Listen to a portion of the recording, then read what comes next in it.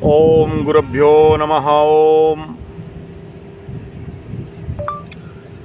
ऐसा है, एक छोटा सा बच्चा संकल्प ले लिया, क्योंकि पॉकेट में मेरा पैसा नहीं है तो मैं किताबों को अपने दोस्तों को दे के भरी जमुना नदी में छलांग मार के तैरते तैरते पार होके अपना घर तक पहुंचना है या स्कूल तक जाना है। और मझधार के बीच नदी में जब वो मल्हार बोलता है कि बेटा पैसा देने का ज़रूरत नहीं, तू नाव पे आ जा, नहीं आता है। आम बच्चा होता तो आ जाता।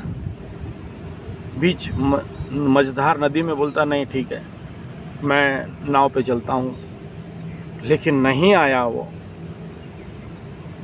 संकल्प शक्ति इतना मजबूत था, मर जाऊंगा लेकिन नदी को तैर के ही पार होना है, क्योंकि मैं पैसा देने का मेरे पास नहीं है। और वो भारत का कभी प्रधानमंत्री होता है। ये संकल्प शक्ति का सबसे बड़ा महानतम फल है।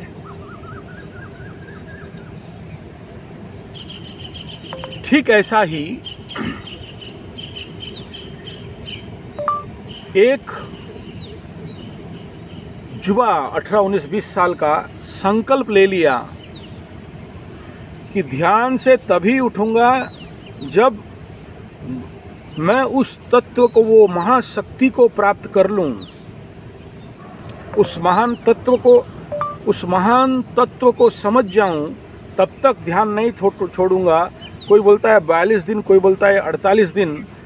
एक ही पेड़ के नीचे ध्यान निमग्न होकर बैठ गया और फिर वो विश्व का 10वां, 9वां, 8वां अवतार बन गया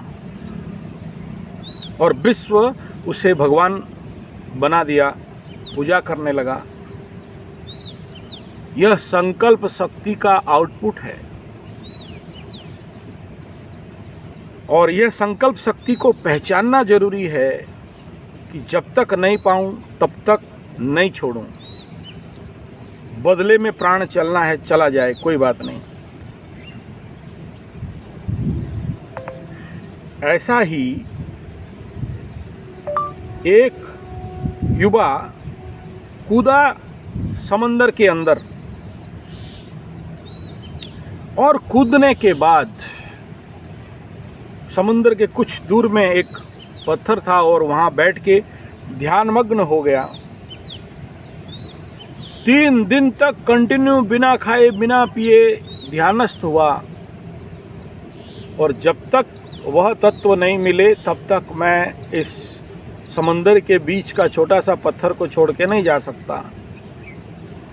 बोलते हैं उस समय उस समंदर में बड़े बड़े मछली थे जो आदमी निगल जाते थे, शार्क वगैरह थे। किसी का, उस कन्याकुमारी के आसपास आप जाओगे देखोगे बहुत सारे मछुआरों, किसका उंगली नहीं है, किसका हाथ नहीं है, किसका पैर नहीं है। तो इस प्रकार के खतरनाक मछली से उनका सामना होने वाला जगह में वो युवा समुंदर में छलांग मार के उस पत्थर में जाके बैठता है और ध्यान मग्न हो जाता है। और उस ध्यान से के बाद उसके जीवन में वो महानतम आलोक, महानतम लाइट उसके जीवन पे आता है। फिर उसके अंदर बनता है एक विश्व का गुरु। वो बन जाता है विश्व गुरु। वो भारत को लेके एक ऐसे मुकाम में पहुंचाता है जहां कल तक भारत को हेय दृष्टि में देखा जाता था। आज भारत को विश्व का महानतम एक आध्यात्मिक धरोहर, एक आध्यात्मिक स्थिति में देखा जाता है।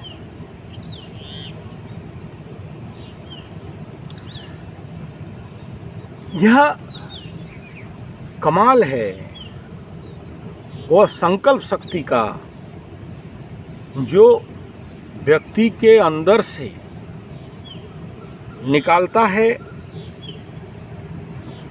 आम आदमी से राम आदमी बनाता है। साधारण आदमी से महानतम आदमी बनाता है, असंभव को संभव करता है।